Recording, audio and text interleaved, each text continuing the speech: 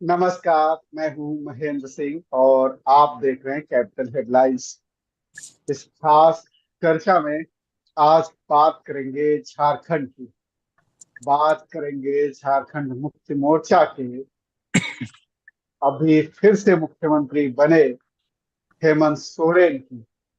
चंपई सोरेन ने इस्तीफा दे दिया था कल, और आज हेमंत सोरेन फिर से एक बार झारखंड के मुख्यमंत्री बन गए। झारखंड को 13वां मुख्यमंत्री मिला है।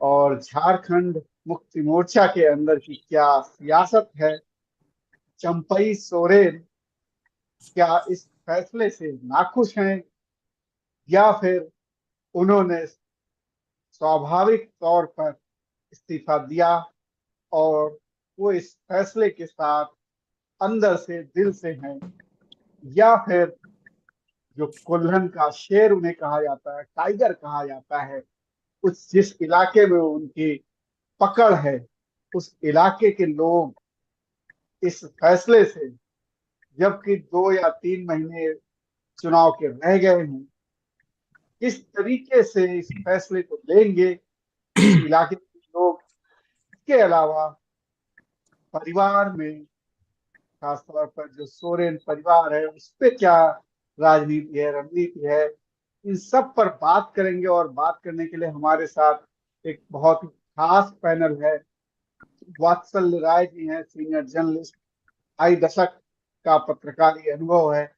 बीबीसी, आज तक, पीटीआई, अमर उजाला जैसे संस्थानों में काम कर चुके हैं और कंसल्टिंग एडिटर है कैपिटल हेडलाइंस के। वत्सल जी, आपका स्वागत है। वत्सल जी, आप अनम्यूट कर लीजिए, आपकी आवाज जी नहीं आ रही। नमस्कार महेंद्र भाई, सभी साथी पैनलिस्ट को भी नमस्कार, देखने वालों को भी सादर प्रणाम। और हमारे साथ पटना से वरिष्ठ नेता डॉक्टर सत्येंद्र कुमार हैं, पॉलिटिकल एनालिस्ट हैं, राजनीति में भी सक्रिय रहते हैं और उस पूरे इलाके की राजनीति से बखूबी वाकिफ है। बात डॉक्टर सत्येंद्र जी, आपका स्वागत है कैप्टन हेडलाइंस में। आप सब लोगों को नमस्ते। कुणाल जी हमारे साथ झारखंड से हैं और झारखंड की पॉलिटिक्स को अच्छे से समझते हैं, पॉलिटिकल एनालिस्ट हैं। कुणाल जी, आपका स्वागत है। जी नमस्कार महेंद्र भाई। बहुत अच्छा लगता है आपसे कभी कभी बात करते हुए। और वात्सल्य जी जितना अच्छा प्रेजेंटेशन करते हैं। आज बात होगी झारखंड की। जी, और वात्सल जी, आज जिस मुद्दे पर हमें बात करनी है, हेमंत सोरेन फिर से मुख्यमंत्री बन गए। इस फैसले को आप किस तरीके से लेंगे, जबकि 2 या 3 महीने, अक्टूबर नवंबर में चुनाव होना है संभावित तौर पर, तो इस फैसले को आप किस तरीके से लेंगे? देखिए महेंद्र भाई, मैं ये कहूंगा कि ये फैसला क्या हेमंत सोरेन का है या इसकी स्क्रिप्ट कहीं ना कहीं अरविंद केजरीवाल साहब ने लिखी, ये समझने की बात होगी। 31 जनवरी को 2024 में, जब इस साल ईडी ने उनसे पूछताछ की थी और राजभवन, जहां उन्होंने दोबारा शपथ ली है 13वें मुख्यमंत्री के रूप में, और ये झारखंड का आप सुयोग कहें दुर्योग कहें कि राज्य को बने हुए 24 साल हुए हैं, 12 चेहरे बदले जा चुके हैं। हालांकि कुल 7 चेहरे मुख्यमंत्री के तौर पर रहे हैं। आज हेमंत सोरेन साहब ने बराबरी की है अपने पिताजी शिबू सोरेन साहब की। 3 बार वो भी मुख्यमंत्री रहे, उनका कार्यकाल कम था, तीसरी बार ये बने हैं। तो इनका कार्यकाल, हालांकि ये जो अगर जेल नहीं गए हुए होते 31 जनवरी को, तो लग रहा था कि रघुवर दास साहब के बाद ये लगातार ऐसे दूसरे मुख्यमंत्री बन सकते हैं जो 5 साल सरकार चलाते, और एक स्टेबल सरकार ही लोग चुनकर भेजते हैं। बहुमत नहीं मिला था झारखंड मुक्ति मोर्चा को, लेकिन सबसे ज्यादा सीटें इनकी आई थी। 27 सीटें 82 में से इन्होंने जीती थी, और कांग्रेस की भी 18-20 सीटें थी, 17-18। तो कुल मिला के एक मैंडेट था जो बीजेपी की रघुबर दास सरकार थे, उसको आउट करने के लिए वोट आउट किया था लोगों ने। और सरकार निश्चित तौर पर, तब इंडिया नहीं था इस अलायंस का नाम, विपक्षी गठबंधन को सरकार बनाने का एक तरीके से मैंडेट मिला था, या वो नंबर्स इनके हक में थे। वो सरकार चली, बीच बीच में आरोप लगते रहे। झारखंड में जो भी मुख्यमंत्री रहे हैं झारखंड राज्य बनने के बाद से, कोई भी आरोपों से अछूता नहीं रहा। लेकिन झारखंड एक ऐसा राज्य है जो प्राकृतिक संसाधनों से संपन्न राज्य है, जो प्रगति का एक सूचक माना जाना चाहिए था राज्य, वो बीच में तमाम तरह के आरोपों के भंवर में गिरता रहा। लेकिन सोरेन परिवार झारखंड की राजनीति के लिए नया नहीं है। 5 दशक से राजनीति में ये परिवार सक्रिय है। माफ कीजिएगा। जैसा मैंने जी बताया था, शिबू सोरेन साहब, गुरुजी जिनको कहा जाता है, उनके दूसरे नंबर के पुत्र हैं ये, और पहले राजनीति में नहीं थे। पहले इनके बड़े भाई दुर्गा सोरेन राजनीति में सक्रिय थे। उनकी मृत्यु के बाद ये राजनीति में आए, आर्किटेक्ट बनना चाहते थे। और जब ये सरकार के मुखिया बने, सरकार इन्होंने मिला जुला के लगभग गठबंधन सहयोगियों के हिसाब से ठीक ही चलाई। लेकिन फिर ये आरोपों का घेरा इन पर गिरा और ईडी ने इनसे पूछताछ की और इनको जेल जाना पड़ा। इनके जेल जाने के पहले चंपाई सोरेन, जिनके बारे में आपने बताया कि कोलन इलाके से आते हैं, वहां के शेर टाइगर कहलाते हैं और 12 से ज्यादा सीटों पर उनका प्रभाव है, उनको मुख्यमंत्री बनाया गया। जब सोरेन साहब बाहर आए जेल से और हाईकोर्ट ने कहा कि इनके खिलाफ कोई ऐसा साक्ष्य नहीं है, और विपक्षी दलों ने इनको इस बात को भरपूर तरीके से उठाया और पूरे देश में इसकी चर्चा हुई। उसके पहले भी अरविंद केजरीवाल साहब जब ईडी की पूछताछ के बाद 21 मार्च को जेल गए थे और जब वो अंतरिम जमानत पर बाहर आए थे, तो उन्होंने भी इस बात को जोर शोर से कहा था कि हेमंत सोरेन को इस्तीफा नहीं देना चाहिए था। उनका आरोप था और विपक्ष के बाकी दलों का भी ये आरोप रहा कि जहां पर भी विपक्षी दलों की सरकारें हैं, ईडी और सीबीआई का शिकंजा कसकर मुख्यमंत्रियों को जेल में भेजकर छोटी पार्टियों पर बीजेपी अपना कब्जा करना चाहती है, इस तरह के आरोप लगाए गए, सरकारों को स्थिर करने के आरोप लगाए गए।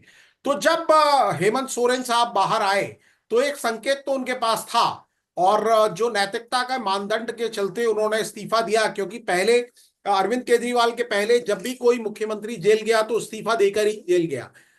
एकमात्र इकलौते मुख्यमंत्री अरविंद केजरीवाल हैं जो मुख्यमंत्री रहते हुए जेल में हैं और जेल से ही सरकार चला रहे हैं। तो एक नजीर इनके सामने थी। लेकिन क्योंकि चंपाई सोरेन साहब एक बुजुर्ग नेता हैं और वो सरकार भी लगभग ठीक ही चला रहे थे, और कई सूत्रों के हवाले से कई मीडिया संस्थानों ने दावा किया है कि चंपाई सोरेन भी यही चाहते थे कि 3 महीने के बाद जो चुनाव होने हैं, तो वहां मैंडेट लेने के बाद दोबारा हेमंत सोरेन मुख्यमंत्री बने। कई लोगों ने तो यह भी दावा किया है कि हेमंत सोरेन चाहते थे कल्पना सोरेन, जो उनकी धर्मपत्नी है और अभी विधायक चुनी गई है, कि वो मुख्यमंत्री बने। तो यह भी दावा कुछ मीडिया संस्थानों ने किया है। हालांकि इस दावे की मैं पुष्टि नहीं कर सकता हूं, क्योंकि सीधी मेरे पास जानकारी नहीं है कि चंपाई सोरेन कल्पना सोरेन के नाम पर तैयार नहीं हुए। और हेमंत सोरेन उसके बाद आगे आए, और पहले यह तय था कि वो 7 जुलाई को शपथ लेंगे, लेकिन जी उन्होंने आज 4 जुलाई को 3 दिन पहले ही शपथ ले ली। आनंद फानन में वो कार्यक्रम हुआ, शपथ ले ली। अभी मंत्रियों के नाम तय नहीं किए गए हैं। तीसरी बार वो मुख्यमंत्री बने हैं। इमेज उनकी अच्छी है। पिछली बार आदिवासियों के लिए जो सुरक्षित सीटें हैं झारखंड में 28, उनमें से 26 में विपक्षी दलों ने जीत हासिल की थी। भारतीय जनता पार्टी के लिए चिंता का विषय है। दुर्गा सोरेन साहब की धर्मपत्नी सीता सोरेन अब भारतीय जनता पार्टी के पाले में है। आरोप प्रत्यारोप का दौर शुरू हो गया है। बाबूलाल मरांडी, जो झारखंड के पहले मुख्यमंत्री थे, उन्होंने आरोप लगाया है कि झारखंड मुक्ति मोर्चा के लिए, सोरेन परिवार के लिए, परिवार से बाहर का कोई व्यक्ति आदिवासी नहीं है, और आदिवासी है भी तो उसके लिए कुर्सी नहीं है। तो ये आरोप का दौर चलता रहेगा। लेकिन इस बात में कोई शक नहीं है कि फिलहाल उनकी पार्टी में सबसे बड़े नेता हेमंत सोरेन हैं। गठबंधन के सहयोगी दलों का, चाहे वो कांग्रेस हो या कांग्रेस के नेता डॉक्टर सत्येंद्र हमारे साथ हैं, वो भी बताएंगे कि उनकी पार्टी का रुख क्या है। लेकिन जो मेरी जानकारी है, गठबंधन के दल, चाहे वो आरजेडी हो या फिर कांग्रेस हो या बाकी दल जो झारखंड से बाहर असर रखते हैं इंडिया अलायंस के, वो सभी चाहते थे कि हेमंत सोरेन मुख्यमंत्री बने। उनके मुख्यमंत्री रहते हुए ही पार्टी चुनाव में जाए या गठबंधन चुनाव में जाए, जिससे नतीजे मनमाकूल हो। जी महेंद्र भाई। जी जी। और डॉक्टर सत्येंद्र के पास चलते हैं। डॉक्टर सत्येंद्र, जिस तरीके से सोरेन परिवार के ऊपर ये एक आरोप विपक्ष लगाता है, आप लोग कांग्रेस पार्टी गठबंधन में है, कि सोरेन परिवार से बाहर कोई भी आदिवासी मुख्यमंत्री नहीं बन सकता है। उस आदिवासी को नेता को ये लोग कमतर ही समझते हैं, जबकि को लंका टाइगर कहा जाता है। चंपई सोरेन को अच्छी सरकार चला रहे थे। तो जो परिवारवाद का आरोप लगता है, ये कितना ठीक है? दूसरा, क्या चंपई सोरेन इस फैसले से नाराज हैं? देखिए, अब मुझे जो लगता है चंपई सोरेन जी नाराज नहीं हुए, क्योंकि जब ये जेल गए हेमंत सोरेन जी, तो घर में दबाव था घर के किसी को बनाने का।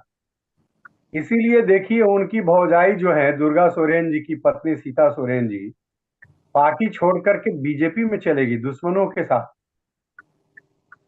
लेकिन हेमंत सोरेन जी ने ये ज्यादा उचित समझा कि अपने परिवार के किसी सदस्य को बनाने की अपेक्षा चंपई सोरेन जी को बनाए, और इसका बहुत अच्छा मैसेज भी गया और इसका प्रभाव भी पड़ा। महेंद्र जी, बीजेपी चाहती थी कि ये सत्ता से बाहर आ जाएं तो हम अधिकतम सीटों को जीत ले झारखंड में, और इसी क्रम में उनकी पत्नी को भी दुर्गा सोरेन के पत्नी सीता सोरेन को भी अपने पार्टी में मिलाया। इतना ही नहीं, गीता कोड़ा जो कांग्रेस की एमपी थी उनको भी अपने पार्टी में मिलाया, जबकि उनके पति पर घोटाले के बहुत आरोप हैं, चुनावी क्षेत्र से वो बाहर रहते हैं, मधु कोड़ा जी। लेकिन ये हुआ नहीं, और एक बहुत अच्छी परंपरा का निर्वहन किया हेमंत सोरेन जी ने। जब हुई बात कि गिरफ्तार उन्हें होना है, तो उन्होंने सबसे पहले इस्तीफा दिया। तो परंपरा और संविधान को सहज तरह से मानने की जो बात है, उस समय के गवर्नर ने भी अपनाया और हेमंत सोरेन ने भी अपनाया। इस जो ये परंपरा अच्छी परंपरा है, इसको अपनाया, और इसका अच्छा मैसेज भी गया और परिणाम भी अच्छा निकला। सरकार गिरफ्तार भी नहीं की। अब देखिए, प्रयोग कर रहे हैं केजरीवाल जी, लेकिन मेरे ख्याल में, मेरे समझ से धज्जियां उड़ रही है परंपराओं का, और समझिए तो संविधान का भी। एक मुख्यमंत्री को जेल में नहीं रहना चाहिए। जी अगर मुख्यमंत्री जेल में है तो मुख्यमंत्री उसे नहीं रहना चाहिए, या तो इस्तीफा दे के जाना चाहिए था केजरीवाल जी को, और नहीं तो सरकार को चाहिए था, भारत सरकार को, कि केजरीवाल जी को का ये बर्खास्त करें और तब जेल में रखें। जो ये दोनों काम में कोई काम नहीं हो रहा है, तो वहां मैं नहीं समझूंगा कि अच्छी एक परंपरा है। हेमंत सोरेन ने अच्छी परंपरा का निर्वहन किया, जेल में रहे, इस्तीफा देकर के रहे, और चंपई सोरेन जी ने बढ़िया से चलाया। और देखिए कितनी अच्छी कोऑर्डिनेशन है इन दोनों के बीच में। इसका परिणाम भी निकला। देखिए महेंद्र जी, जितने सुरक्षित आदिवासी क्षेत्र हैं, किसी पर भाजपा की जीत नहीं हुई। लगभग जी मैक्सिमम पर हार गए, मैक्सिमम पर ये लोग जीते। गीता कोड़ा भी हार गई, जीती हुई सीट हार गई, सीता सोरेन भी हार गई। ये तो स्पष्ट हो गया ना कि गुरु जी का जो आशीर्वाद है, कहने को हो सकता है सीता सोरेन के साथ भी हो, लेकिन दिखता तो यही है कि हेमंत सोरेन के साथ है, और सारे आदिवासी समाज इनको मानते हैं। अब ये जी बात जी उठ रही है कि 3 महीने तक रहने देना चाहिए था कि नहीं चंपई सोरेन जी को। देखिए, चुनाव आने वाले हैं, और चुनाव में किसी तरह का कोई कंफ्यूजन न हो कि ये फिर जेल जाएंगे कि बाहर रहेंगे। अगर ये ओथ आज नहीं लेते, मुख्यमंत्री के रूप में कार्य नहीं करते, तो ये भी संदेशा जा सकता था, बीजेपी ये फैला सकती थी कि ये किसी दिन जेल में जा सकते हैं। तो जो फायदे चुनाव में मिलने चाहिए as a leader, as a ruler, वो नहीं मिल पाता। और आज के डेट में जब ये पुनः एक मुख्यमंत्री के रूप में काम करेंगे, तो इसका फायदा झारखंड में हेमंत सोरेन जी बिल्कुल। को मिलेगा। और ये कहने इसका में भी, लोगों को समझाने में भी सफल होंगे कि मेरे साथ ज्यादती हुई है, और ज्यादती इसलिए हुई है कि मैं आदिवासी समाज से हूं। बीजेपी को ये कटघरे में खड़ा कर सकते हैं, क्योंकि कोर्ट का भी जिस तरह का अवलोकन है उसमें किसी तरह का पुख्ता कोई सबूत वगैरह नहीं मिला है, और इसलिए मजबूरन छोड़ना पड़ा। सरकार के सारे दबाव के, भारत सरकार के दबाव के बावजूद, ईडी वगैरह के दबाव के बावजूद भी छोड़ना पड़ा हेमंत सोरेन जी को। तो मैं समझता हूं कि जो हेमंत सोरेन जी का निर्णय है वो गठबंधन के हित में है, और गठबंधन के सारे लोग, कोई ऐसा गठबंधन के ना है, आरजेडी हो चाहे कांग्रेस हो, नहीं चाहते थे कि हेमंत सोरेन बने, बल्कि सारे लोग ये चाहते थे कि हेमंत सोरेन ही आगे का कमान संभालें। और चूंकि चुनाव में जाना है तो जितना बखूबी ये अभियान को चला सकते हैं मजबूती से, दूसरा कोई नहीं चला सकता था। अच्छे अच्छे रूप में चंपई सोरेन जी काम उन्होंने केयर टेकर का जो करना था सो उन्होंने किया, और आगे भी रहेंगे। मेरे ख्याल से लगता है कि इन दोनों में कोई विवाद नहीं है। विवाद जो था चंपई सोरेन के बनने के पहले सामने आ गया था सीता सोरेन द्वारा। तो अच्छा चलना चाहिए, और ये वाइज डिसीजन है मेरे ख्याल से, बुद्धिमत्तापूर्ण निर्णय है। जी जी, आपके पास लौटेंगे और अब चलते हैं कुणाल जी के पास। कुणाल जी, आप वहां पर हैं और हेमंत सोरेन आज मुख्यमंत्री बने, और जैसा कि क्षेत्रीय दलों में एक रिवाज कह लीजिए या ये कह लीजिए कि वो बहुत जरूरी फैक्टर है कि परिवार का ही मुखिया जिस पर जी वोट पड़ते हैं पार्टी का प्रमुख होता है, और उसी को लोग सर्वोच्च नेता मानते भी हैं और उसी के नाम पे वोट देते भी हैं। हेमंत जी सोरेन के नाम पर वोट मिले थे, और आगे जब चुनाव में जाएंगे तो हेमंत सोरेन ही वहां के उनके लोगों के वो नेता होंगे और उनके नाम पर ही वोट पड़ेंगे। चंपई सोरेन ठीक है, वो बड़े नेता हैं, लेकिन वो इतने बड़े भी नेता नहीं है कि वो हेमंत सोरेन से बड़े नेता हो। तो वहां की पॉलिटिक्स में, वहां के लोकल पॉलिटिक्स में इस फैसले को कैसे देखा जा रहा है? जी, जहाँ तक मैं समझ सकता हूँ महेंद्र सिंह जी, मैंने बहुत अच्छे से डॉक्टर सत्येंद्र को सुना, वात्सल्य राय जी को सुना, और मैं भी मीडिया से जुड़ा हुआ हूँ तो मैं सारी खबरों को बहुत अच्छे से समझता हूँ, देखता हूँ। कहीं ना कहीं जब बागडोर सरकार की कमजोर हो रही थी जेएमएम और गठबंधन की कांग्रेस के साथ, तो उस समय अगर कोई सारथी बन के आए थे तो चंपई जी आए थे। माननीय चंपई जी जो हैं पूर्व मुख्यमंत्री हो गए आज से, लेकिन इससे पहले वो गुरुजी के साथ इतने समय तक रहे हैं, उनकी राजनीति इतनी पुरानी रही है जेएमएम के साथ कि यह उनको उनको मिलना चाहिए था। जिस समय आप देख रहे होंगे चुनाव में, जब हेमंत सोरेन जी को जेल जाना पड़ रहा था, ईडी ने उनके ऊपर शिकंजा कसा था, उस समय आपने देखा होगा कि एकमात्र ऐसे व्यक्ति, शिबू सोरेन सक्रिय राजनीति में नहीं है, कल्पना सोरेन उस समय राजनीति में नहीं आई थी। मुझे याद पड़ता है कि सबसे पहले एक चेहरा याद आया था, वो थे चंपई सोरेन। इतनी भी क्या हड़बड़ी थी सर? अगर 3-4 महीने बचे हुए हैं इलेक्शन के, अक्टूबर नवंबर में इलेक्शन होने हैं, तो अचानक से आपको कोर्ट से बेल मिल गई, आप निकल गए, आपने सुप्रीम कोर्ट में अर्जी दाखिल की थी, सुप्रीम कोर्ट ने कहा हाई कोर्ट में जाइए, हाई कोर्ट जो फैसला सुनाएगा। और हाई कोर्ट ने फैसला कहीं ना कहीं शिबू सोरेन और हेमंत सोरेन के साथ में, मतलब जेएमएम के पक्ष में सुनाया।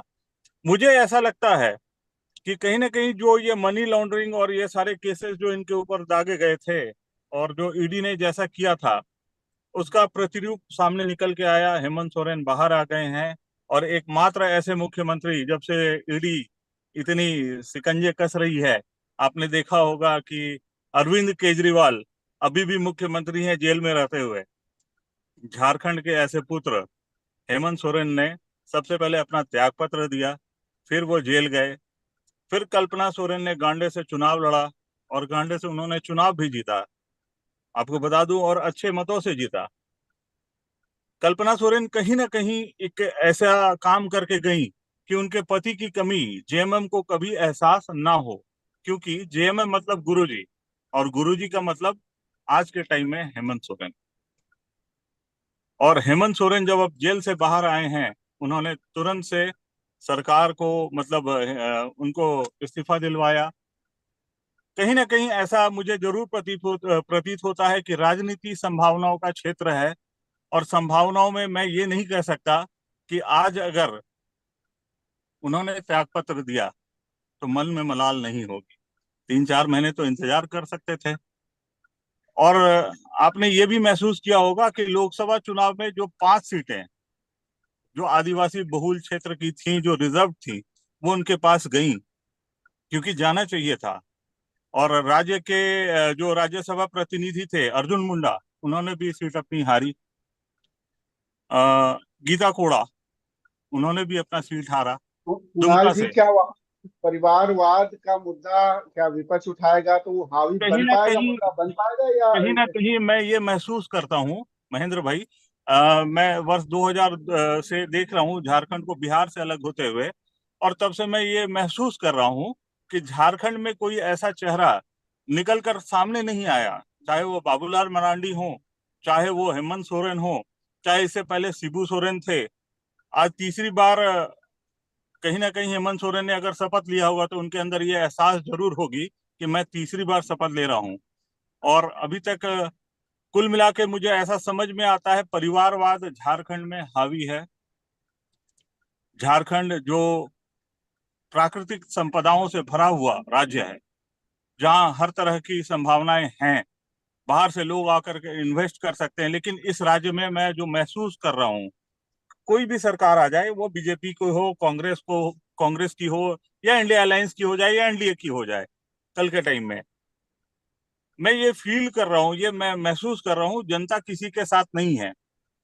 क्योंकि आपने देखा होगा कि गिरिडीह लोकसभा चुनाव में जेवीकेएसएस पार्टी के पहली बार चुनाव में आने के बाद 3,25,000 अगर मतदान पड़ गए उन्हें, तो कहीं ना कहीं ये बता रहा है कि राज्य में अब इस तरह की संभावनाएं कहीं ना कहीं उत्पन्न होंगी, जहां जनता अपने विकास, अपने लिए बात करेंगी। और मैं जी ऐसा नहीं समझ पा रहा हूं कि हेमंत सोरेन ने ऐसा क्यों आनन फानन में किया। 2 महीने तो जी वेट कर सकते थे। जी जी कुणाल जी, वात्सल जी, आपके पास आना चाहूंगा। और एक बात तो ये तय है कि हेमंत सोरेन का जो कद है और जेल जाने के बाद वो कद और बढ़ा है। और सरकार, जैसा आप भी कह रहे थे, अच्छी सरकार चलाई उन्होंने। कई ऐसे फैसले हैं जो आदिवासियों के हित में लिए। और हमेशा वो सॉफ्ट उनका एक स्वभाव रहा है, लेकिन उनके फैसले जो हैं राज्य के लिए एक अच्छे फैसले, उनकी एक अच्छी सरकार मानी जाती रही है। हेमंत सोरेन चूंकि चेहरा है, और चंपई सोरेन लो प्रोफाइल हैं, चेहरा नहीं है। ठीक है, एक अपने क्षेत्र में, एक इलाके में उनका प्रभाव है, वरिष्ठ नेता हैं, गुरुजी के साथ भी काम किया। लेकिन जब आपको चुनाव में जाना है और बड़े प्रोस्पेक्टिव में देखना है, पार्टी को जिताना है, सरकार बनानी है, तो हेमंत सोरेन के ऊपर भले परिवारवाद का आरोप लगे, लेकिन स्ट्रेटेजिकली उन्होंने ठीक फैसला लिया। महेंद्र भाई देखिए, परिवारवाद का तो अब मामला ही नहीं रहा। आप कश्मीर से कन्याकुमारी तक चले जाइए और एक्सेप्टेंस हम्म। है परिवारवाद को। आ, महुआ मोइत्रा लोकसभा का भी जो सदन चल रहा था, वहां जब उन्होंने अपनी स्पीच दी राष्ट्रपति महोदया के अभिभाषण के धन्यवाद प्रस्ताव के दौरान, जो चर्चा हुई, और उन्होंने कहा कि 20 मंत्री ऐसे हैं जो डायनेस्ट हैं, यानी वंशवादी राजनीति से आते हैं। और ये हर पार्टी का किस्सा है, कहानी है। जिन नेताओं के बच्चे नहीं हैं उनकी मैं बात नहीं करूंगा, लेकिन बाकी जिन भी नेताओं के बच्चे हैं, सक्रिय हैं, वो राजनीति में हैं। और बल्कि आपने हाल फिलहाल लवनी आनंद जी का बयान भी सुना होगा कि भाई, जब डॉक्टर का बच्चा डॉक्टर बनता है और बाकी प्रोफेशंस के बच्चे जिसमें पिता है उसी में पुत्र या पुत्री जाते हैं, तो राजनेताओं के बच्चे कहाँ जाएंगे, वो क्या करेंगे?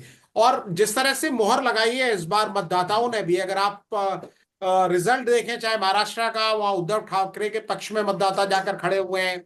एनसीपी के भी जितने भी डायनेस्ट बच्चे हैं, सेकंड जनरेशन है, उनको समर्थन मिला है। इसी तरीके से उत्तर प्रदेश का उदाहरण तो मौजूद है। प्रशांत किशोर बार बार कहते थे कि मुलायम सिंह के बाद कोई करिश्मा नहीं दिखा पाए हैं अखिलेश यादव, क्योंकि निश्चित तौर पर 14 और 19 में सिर्फ समाजवादी पार्टी को 5-5 सीटें ही मिली थी, लेकिन इस बार उन्होंने 37 सीटें हासिल की है। तो मुझे नहीं लगता है कि आम जनता को इससे बहुत फर्क पड़ता है कि आपके पिता अगर राजनीति में थे, बल्कि रास्ते आसान हो जाते हैं। आप पहचानते हैं उस बिल्कुल। परिवार को। झारखंड जो है बिहार से अलग हुआ राज्य है, बड़ी पुरानी मांग थी। और गुरुजी जिन्हें कहा जाता है शिबू सोरेन साहब, उनके ऊपर आरोप चाहे उनकी राजनीतिक जिंदगी में कितने भी लगे हों, चाहे वो भ्रष्टाचार के लगे हों, चाहे वंशवाद के लगे हों, लेकिन जो उनका योगदान है झारखंड राज्य को बनाने में, उससे कोई इनकार नहीं कर सकता। शिबू सोरेन हो, शिबू सोरेन की प्रयोगशाला से मतलब उनके पुत्र हो या चंपाई सोरेन, सब उनके पाठशाला से निकले हुए छात्र हैं। तो और जैसा मेरी जानकारी में है कि चंपाई सोरेन भी हेमंत सोरेन पर बड़ा स्नेह रखते हैं, कल्पना सोरेन पे भी बड़ा स्नेह रखते हैं। लेकिन कुर्सी एक ऐसी चीज होती है, अगर आप मुख्यमंत्री हैं, चाहे किसी टीम के कैप्टन हैं, आसानी से आप छोड़ना जी नहीं चाहते। जी लेकिन चंपाई सोरेन साहब ने ऐसी कोई शिकायत नहीं की है, सार्वजनिक तौर पर शायद नहीं की है। एक जो जी बात निकल कर आ रही है कि चाह रहे थे हेमंत सोरेन की कल्पना बने, तो उस पर जरूर उन्होंने ऐतराज किया। और चंपाई सोरेन ने पहले ये समझाने की कोशिश की, ऐसा बताया जाता है, क्योंकि जेल से निकले हुए 6 दिन हुए, 6 दिन के बाद उन्होंने आके शपथ ली है, तो बीच में चर्चा और मंथन हुआ है। लेकिन आपको एक चीज गौर करनी होगी कि 5 महीने से जब तक वो मुख्यमंत्री रहे, कल्पना सोरेन ही मुख्यमंत्री आवास में रह रही थी।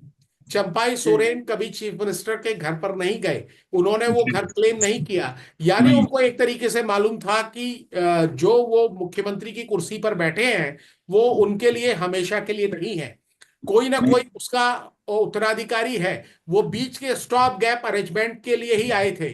और जो मैंने अरविंद केजरीवाल जी का जिक्र किया, तो अरविंद केजरीवाल ने विपक्ष के तमाम मुख्यमंत्रियों के सामने एक नजीर पेश कर दी है कि अब वो जमाना चला गया कि अगर आपका नाम आ गया या आपके ऊपर शिकंजा हो गया या आपको जाना पड़ेगा जेल, तो आपको इस्तीफा देना जरूरी है। क्योंकि उन्होंने बार बार इस बात को उठाया कि संविधान में ऐसा कहीं नहीं लिखा।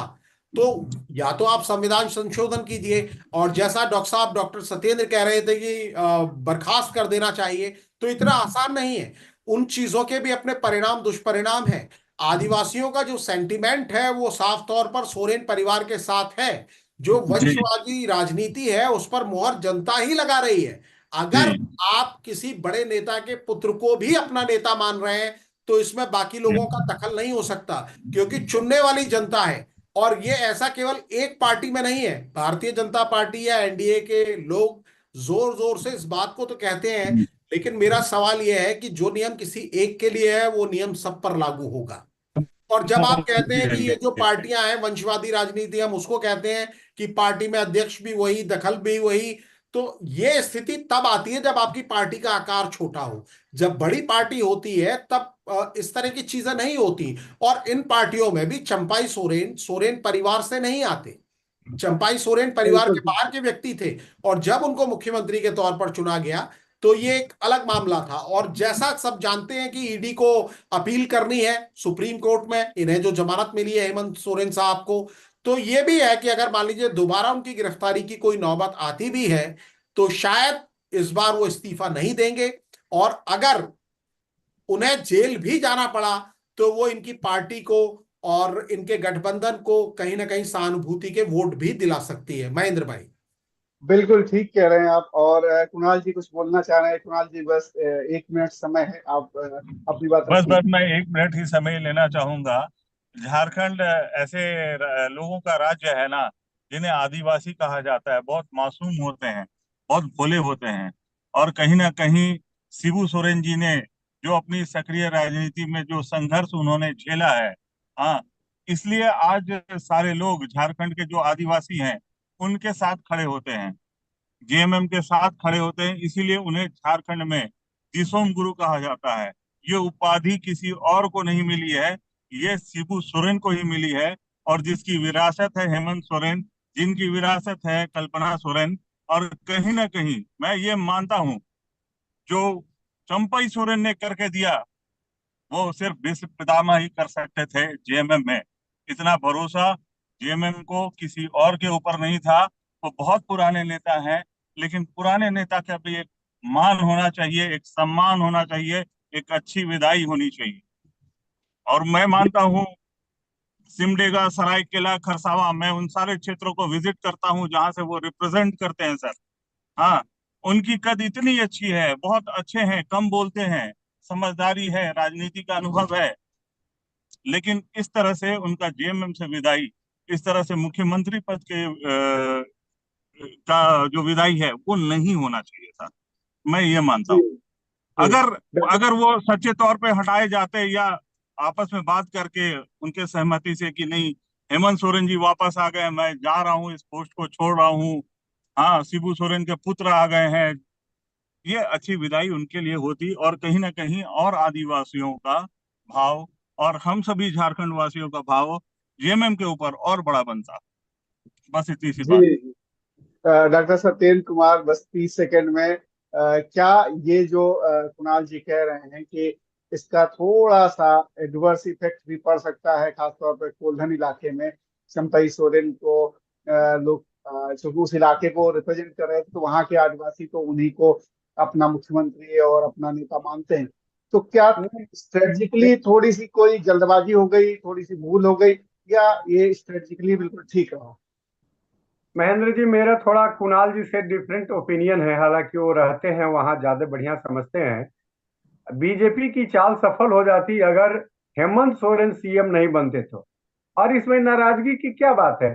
चंपई सोरेन जी, हेमंत सोरेन जी जब पहले मुख्यमंत्री थे तो उनके साथ उनके एक कलीग थे, मंत्री थे। तो इसमें दिक्कत क्या है? उन्होंने हैंडओवर किया, बहुत बढ़िया कोऑर्डिनेशन है दोनों के बीच में।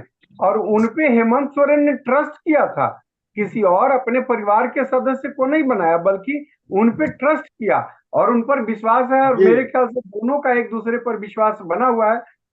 और हेमंत सोरेन के बनने से आने वाले चुनाव में फायदा होगा। बीजेपी जो चाहती है सैबोटेज करना, वो नहीं कर पाएगी। सहानुभूति वोट भी मिलेगा, लोगों के बीच में जाएंगे तो, जो चंपई सोरेन जी जी। के बनने से नहीं मिलता। और देखिए, इस पार्लियामेंट के चुनाव में भी जेल में रहने के कारण हेमंत सोरेन के आदिवासियों के बीच में ये सहानुभूति का वोट इस गठबंधन को मिला। इसी का परिणाम हुआ कि किसी भी रिजर्व सीट से गैर गठबंधन वाले लोग नहीं, नहीं जीत पाए। बिल्कुल बिल्कुल डॉक्टर सत्येंद्र, ये बात तो अब आगे आने वाले चुनाव में पता चलेगा कि अक्टूबर या नवंबर में कि कितना सेंटीमेंट्स मिलते हैं, या ये फैसला गलत साबित होता है, ये जनता को करना है। जी कुणाल जी, 30 सेकंड में आप, मैं बस समाप्त कर रहा तीस हूँ। सेकंड में खत्म कर रहा हूँ। जी अगर ये सेंटिमेंट्स नहीं होते तो कहीं ना कहीं कल्पना सोरेन जो सक्रिय राजनीति में पहली बार आई हैं, गांडे से चुन करके, जिस समय चुनाव लड़े जा रहे थे लोकसभा के, देश का नेता चुनना था, एमपी चुनना था, तो ये सेंटिमेंट्स कहीं ना कहीं मायने रखेगा। और इस सेंटिमेंट्स के ही कारण गांडे से वो जीती हैं। मैं गांडे से बिलोंग करता हूँ, मैं गांडे का हूँ। और मैंने आपको उस दिन भी बताया था, शायद आपको याद हो महेंद्र सिंह जी, जिस दिन लोकसभा 20-21 तारीख के चुनाव हो रहे थे। जी। तो निश्चित तौर पर ये एक चंपई सोरेन को वो पद मिले, अगर दोबारा से जेएमएम चुन के आती है इस विधानसभा में, तो चंपई सोरेन को एक अच्छा पद मिलना चाहिए, एक अच्छा मंत्रालय मिलना चाहिए। जी जी बिल्कुल। और चंपई सोरेन निश्चित तौर पर फादर फिगर हैं और दोनों परिवार के हिस्सा हैं वो, जी ऐसा बिल्कुल। कहा जाता है। वो बेटे की तरह मानते हैं इनको, और इसीलिए उन्होंने उन पर भरोसा भी किया। भरोसा करना भी बहुत बड़ा एक तरीके से ये कहा जी जाएगा कि बिल्कुल। उनको सम्मान बिल्कुल। देना है। जी। और वो परिवार के सदस्य हैं, इसमें कहीं कोई तो है। लेकिन जिस तरीके की पॉलिटिक्स होती है उसमें अगर जीत के आना है तो वो चीजों को भी थोड़ा दरकिनार करना पड़ता है, क्योंकि क्षेत्रीय राजनीति में परिवार सबसे बड़ा होता है और उसी पर वोट भी पड़ते हैं, वो सेंटिमेंट्स वहीं आते हैं। तो विश्वम गुरु के परिवार के लोगों को ही लोग वोट देते हैं, और यही वजह है, शायद इसी वजह से लिया होगा। अब आगे चुनाव में क्या जनता तय करेगी, उसको प्यार देती जनता तय है। करेगी, जनता भगवान है। इस चर्चा में फिलहाल इतना ही। और कुणाल जी, बहुत बहुत शुक्रिया आपका। धन्यवाद। आप अपने व्यस्ततम कार्यक्रम समय में आपने इस कार्यक्रम के समय निकाला। डॉक्टर डॉक्टर डॉक्टर सत्येंद्र साहब का कुमार, धन्यवाद, महेंद्र सिंह जी का आपका धन्यवाद, और वात्सल्य राय जी का भी धन्यवाद इस चर्चा में शामिल करने के लिए। वात्सल जी, आपका भी बहुत बहुत धन्यवाद। और फिलहाल इस चर्चा को यहीं विराम दे रहे हैं। नमस्कार।